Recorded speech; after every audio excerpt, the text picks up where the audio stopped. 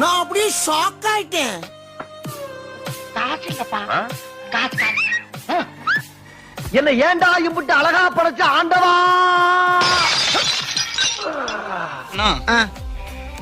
நம்ம யார் வம்புக்கும் போறது இல்ல, யார் தும்புக்கும் போறது இல்ல. நம்ம உண்டு, நம்ம சோழி உண்டுன்னு போயிடுறது. எஸ். இல்ல, கையில செயின் வச்சிருந்தேன். ஆஹா. அத பாத்தீங்களா? கையில செயின் வச்சிருந்தேன், பாத்தீங்களாவா? What nonsense you are talking about?